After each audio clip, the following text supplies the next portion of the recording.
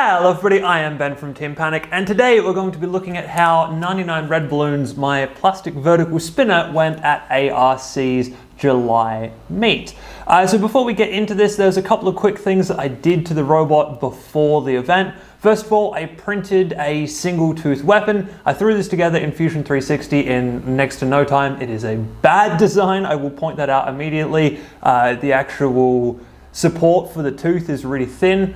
But it was something that I threw together in about 5 minutes. And look, it's a spinner. It's balanced, mostly, fairly well. Anyway, I threw that together and printed that off. I will say that the weapons that I'm printing for this robot have mostly been printed in Polymaker Polymax PLA, which does actually seem to be a little bit stronger than regular PLA, but we'll talk about that more towards the end of the video. The other thing I did was I put some holes in the underside of one of the front pontoons just to knock off another ½ gram so that I could keep using the big weapons. Anyway, with that out of the way, it's time to look at the first fight, and the first fight up is against Broomhilda, which is a undercutting weapon.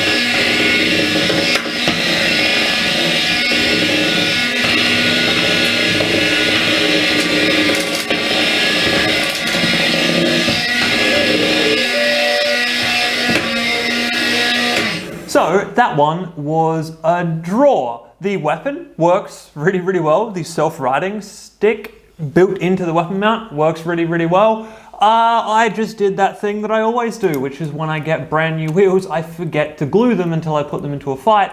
The rubber comes off the wheel and gets jammed and stops the motor from turning, which is what happened in this fight. For that entire fight, it was just struggle town. Well, after the wheel got jammed. It was struggle time. Before that, we were doing quite well. But thankfully, because this is a vert, I can use gyroscopic precession and stuff to allow me to move around the arena mostly, but not fully. I mean, I definitely don't have as much control as when I've got two wheels running, but that is the price you pay. I did also manage to shatter his weapon disc, so he's got 4 prongs that come into a central hub, and I broke it around the central hub, so the weapon kind of just lifted off and was mostly intact. It was just a couple of cracks through that central hub that managed to split that weapon. So if you could glue those back together, that probably should have gone okay. But yeah, from there, it was a bit of a struggle. He is not set up to be a pusher, nor am I really, but I'm definitely not set up to be a pusher when I've got one of the wheels jammed.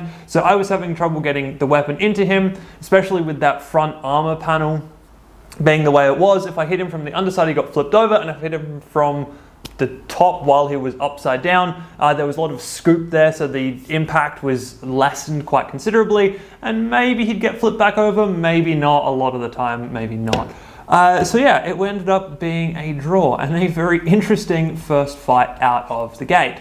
Now, the second fight up is against Lone Wolf, which is a 4-wheel drive, pushy, scoopy type robot, and we had to try this fight twice. Because the first time we tried this fight, I put 99 red balloons into the arena, turned it on, and nothing happened. Well, in fact, the light turned on for half a second and then disappeared completely. It took quite a while for me to work out what the issue was. It ended up being that the switch that I had died and broken open, so you couldn't close it anymore. So I ended up having to pull a switch out of a second set of electronics, which I had thankfully bought on a whim, put that into 99 red balloons, and rebuild everything. So it took quite a while, which meant that by the time that 99 red balloons was back up and running again, I had to pass over a couple of attempts at this fight. So we just had to by the time I got the switch in, we just had to throw 99 red balloons in and get the fight underway for fear of forfeit.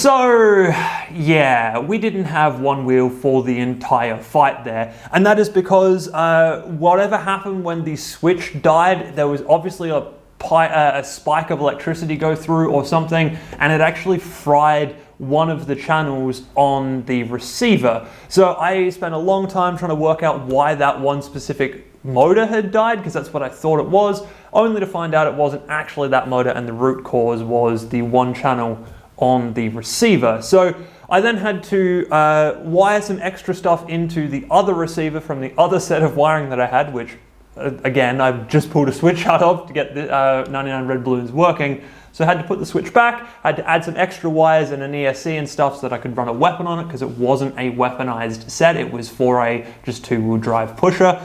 Yeah, and had to very, very quickly scramble to get all of that wiring back together. But yeah, so the actual fight itself, being on one wheel, I was obviously at a massive disadvantage. Thankfully, I didn't get pushed into the pit. I did manage to get a couple of good nicks on him and kind of throw him around the arena a couple of times, but he did wise up to that fairly considerably, and yeah, did a good job of kind of mostly keeping me at bay there. But yeah, like I said, it was just a case of not being able to drive very well. It means I can't really stick a weapon into somebody. So that was also a draw. So I'm on 2 draws out of 3 fights for our round robin bracket, which isn't a good place to be in. And our final opponent for our round robin bracket is Botox, or Bot-Ox, which is a design that I've had a lot of trouble with before, going up against it with a vert of this type of style.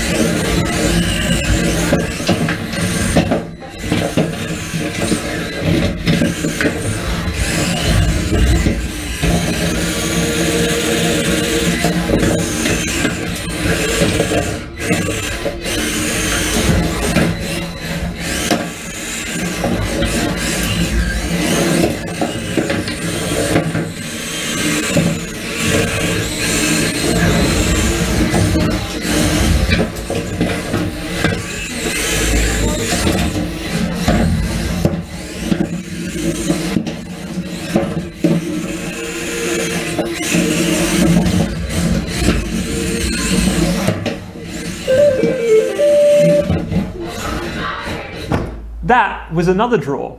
And there were some weird sounds coming out of the spinner. So I was spinning the weapon up, I was getting weird sounds, and to start with, I turned the weapon off and left it off for a second, then was realizing very quickly that I was in a pushing match against a pushing robot with a non-pushing robot, so I needed all the help I could get, so I turned the weapon back on. And then the sound started back up again. I mean, it didn't for the most part for a little while, and then a couple of hits where I landed upside down and got thrown around a little bit and the sound started back up again. And then, yeah, it was kind of on and off the weapon a little bit until eventually the weapon just straight up died. Now, the weapon straight up died because that sound we were all hearing was the weapon rubbing against its own ESC, doing a considerable amount of damage. Yes, that's right. We managed to wear through the actual heat shrink on the ESC, but also managed to drag the ground wire off the ESC entirely, which is scary. Thankfully, in this particular case, the ESC stopped entirely and would not let me get it back up to speed. And also, thankfully, we didn't manage to wear through any of the components on the actual ESC. All we managed to do was wear through the outer, protective casing and pull that wire off. So I was able to resolder that wire down to where it needed to be. Thankfully, it took, and I was able to get the weapon back up and running again. And also, thankfully, like I said, there was nothing else gone, so the actual weapon did manage to spin up again. Yeah, so that was an interesting fight from my end, having to be very careful with my weapon because it was making these weird sounds, and also knowing that if I was too careful with my weapon, then I was in a pushing match that I was definitely going to lose. So all in all, I was actually very happy about the fact that I ended up with a draw out of this fight. Now, a weird thing happened from this point. Normally, and especially the last couple of meets, we have not been doing finals at all. However, this time round, the B League, there were so many draws happening that we actually ended up with a quarterfinal, semi-final, finals bracket for this event because there were actually two groups of Bs and there was a lot of draws across a lot of the events. So we had to actually do a lot of finals to go through. Thankfully, with my 3 draws, I somehow just managed to eke into the line to make it into the quarterfinals. And in the quarterfinals, we versed the Force, which is the B-League version of the Force, which is the one that has not only scoops, but also a vertical spinner on it as well. So for this fight, I changed the weapon over to a PLA weapon, not a Polymax PLA weapon, just to see what this would do.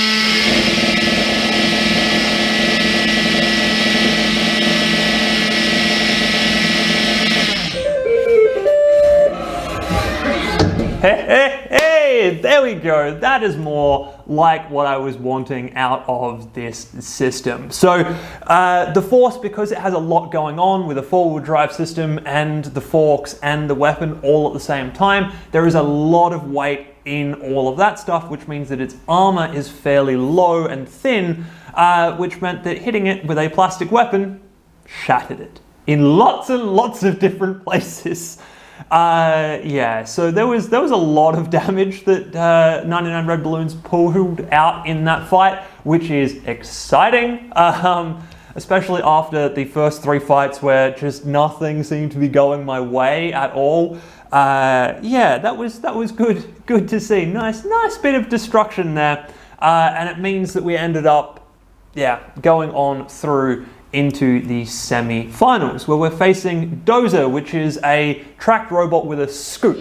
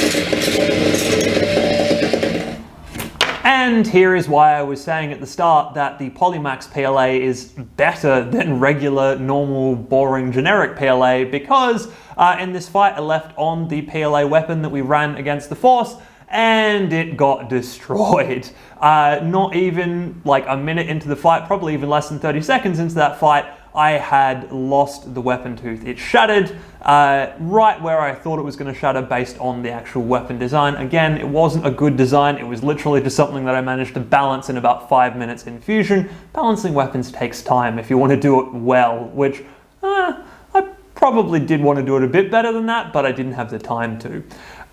So I managed to do a fair amount of damage to the Dozer scoop before losing the weapon, and I would have continued to pummel him if I hadn't lost the weapon, but of course I did. And then it devolved into a pushing match, and I, again, am set up as a pushy robot, not a pushy robot, as a weaponized robot, and I was pushing a very pushy robot. It didn't really go all that well in my favor. You might have realized that I left the weapon running for 90% of that fight anyway. That was because I was finding the vibrations quite useful, and I was also kind of hoping that there would be a little bit left on the end of the weapon to actually catch a hold of him, like a tiny little piece of tooth in there that could catch a hold of him. Fortunately, it didn't really work that way. There was a couple of times where we came together and the bouncing of the weapon allowed me to like flip him over a little bit, but it wasn't working spectacularly well. It was really just a case of like getting those vibrations to get me out of tricky spots and kind of just leaving the weapon running because, hey, why not? It was fun. Also, yes, I did get a brand new dozer scoop, which I've broken to add to my other dozer scoop on my shelf here, because that's cool. I might actually see if I can find a way to like mount that in a really nice way at some point in the near future. So, the actual outcome of that fight, because we're in the finals right now, which means there are no draws. So even though that fight went the full 3 minutes, and if it was a round robin, that would be a draw, this one went to the judges. And I lost on judges' decision, which I think is fair enough. I'm not normally a bees competitor, and by this point in the event, I had already won the A-League, so it was a little bit of, I'd already done a good amount there. I already had a trophy coming my way, and this one could have been a bit of a coin flip, so it was given to Dozer as you don't need it, which, fair enough. And, again, I don't normally run in the B League. It's not really my league to be in. It's supposed to be more of not a veterans league anyway. So, having lost that fight, we went on through into the third place playoffs to see if we could make it into third place. And doing so, we ended up against Botox again. Now, at this point, I really wanted to have a single tooth disc left. However, I had one Polymax single tooth disc, which I had worn the end off in numerous fights. I had the broken PLA one, which I actually gave to Dozer because they earned it, they broke it. And I had some other weapons, but I didn't have any more single tooth weapons. So I ended up putting on a dual tooth weapon, which is slightly thinner, so it had less mass behind it. And I was like, well, this is going to have to do against Botox.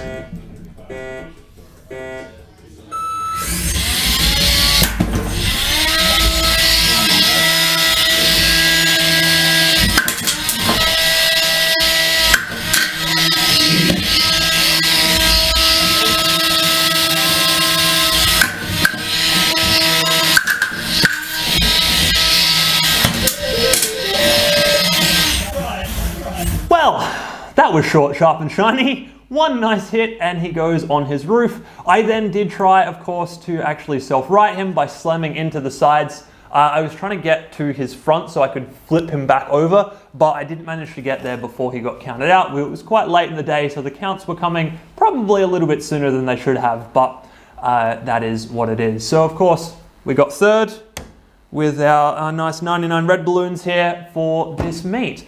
And as much as it kind of sucks for Botox to have gone out in one hit, there's a tiny little piece of me that is so gratified that I've finally managed to actually have that type of shot against him with this type of robot. The amount of times that he pushed This Is a Party all over the arena, left, right, and center, and I never got any purchase on him with a weapon at all. Just there's a tiny little bit of me that's gratified that I managed to get that one nice out of him. So there you go. That is the end of this series of videos for the July meet. There was no flea weights this time around, and there will probably be no flea weights in the next one either. I haven't had really time to build flea weights with everything else that's going on, so it's just been that way. Anyway, that is it for this video. I hope you guys have enjoyed that one, and I will see you in the next video.